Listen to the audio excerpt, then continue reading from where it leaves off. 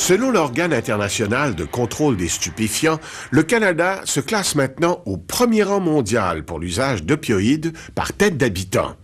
Au Québec, les prescriptions d'opioïdes ont bondi de 29 % entre 2011 et 2015 pour atteindre 2,4 millions d'ordonnances. Ce constat n'est certainement pas étranger à la crise qui sévit en ce moment. Voici le portrait d'un opioïde qui, mal utilisé, peut être mortel, le fentanyl.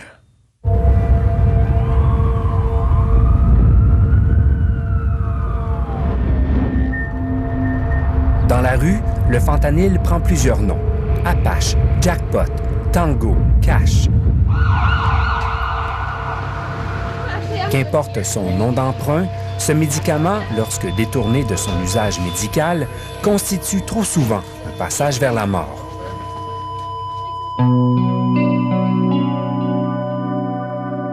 Prince, une légende du rock, incarne à lui seul cette menace.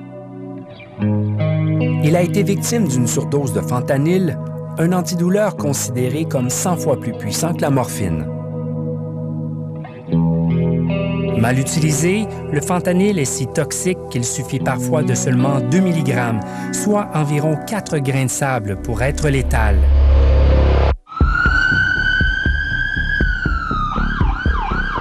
Avec quelques 1000 morts accidentelles recensées en 2016, le Canada n'est pas épargné par les ravages du fentanyl et de ses dérivés.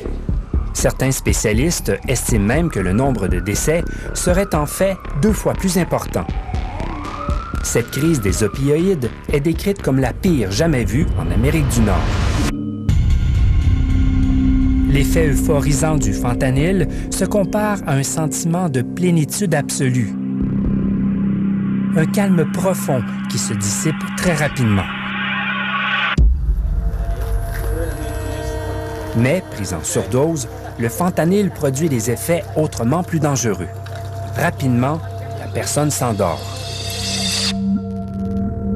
Le fentanyl se lie à plusieurs récepteurs distribués un peu partout dans le cerveau, notamment là où se trouve le quartier général de la respiration. L'individu peine à respirer. L'oxygène manque. Le taux de dioxyde de carbone augmente dans le sang. Il s'intoxique. Les parois thoraciques et abdominales se contractent. C'est la paralysie. Il ne peut plus tousser ni déglutir. Privé d'oxygène, le cerveau écope, le cœur aussi. Par exemple, quelqu'un qui a pris du fentanyl peut diminuer sa respiration jusqu'à 3 à 4 respirations par minute. Donc, c'est pas beaucoup.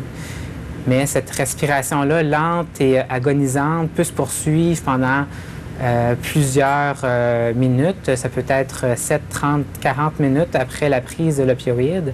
Donc, elle peut agoniser longtemps. Et cette agonie-là, au niveau de la respiration, va diminuer les concentrations d'oxygène qui vont être distribuées tant au niveau du cœur qu'au niveau du cerveau, ce qui peut causer une mort cellulaire tant au cerveau qu'au niveau du cœur. Et éventuellement, le cœur va arrêter de battre. Et on va avoir éventuellement aussi la mort cérébrale. Pris en charge par une équipe médicale, les plus chanceux seront réanimés. Mais lorsque le cerveau manque d'oxygène, des séquelles permanentes peuvent se produire. Puisque les récepteurs opioïdes se retrouvent à plusieurs endroits au niveau du cerveau, les séquelles peuvent être très variées. Donc, on peut avoir une atteinte tant au niveau de la mémoire à court terme, de la mémoire à long terme, mais aussi au niveau du cycle éveil-sommeil. On peut avoir des séquelles aussi qui sont plus permanentes au niveau de la vision, au niveau de l'olfaction, par exemple. Donc, c'est assez varié. Ça va dépendre des zones qui ont été touchées et qui ont manqué d'oxygène. Au Canada, les médecins prescrivent le fentanyl depuis les années 90. Cet opiacé sert de substitut aux antidouleurs qui ne fonctionnent pas, comme traitement à la douleur chronique. Généralement prescrit sous forme de timbre, le fentanyl est parfois transformé avant d'être consommé ou vendu dans la rue.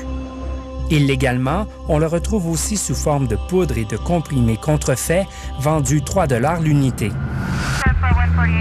La majorité des surdoses d'opioïdes découlent de produits trafiqués dans les laboratoires clandestins d'Asie. Les trafiquants n'hésitent pas à mélanger le fentanyl en poudre à d'autres drogues. À titre d'exemple, des saisies policières ont permis de constater que 20 % de l'héroïne et 5 % de la cocaïne en contenaient. En 2016, quelques 5000 intoxications par des opioïdes ont été recensées dans les hôpitaux canadiens, dont le tiers résultait d'un geste intentionnel. En Colombie-Britannique, là où se situe l'épicentre de la crise actuelle, policiers et ambulanciers se munissent maintenant d'un vaporisateur nasal contenant de la naloxone. Il s'agit de l'antidote aux opioïdes. La naloxone n'élimine pas l'opiacé de l'organisme, mais annule temporairement ses effets.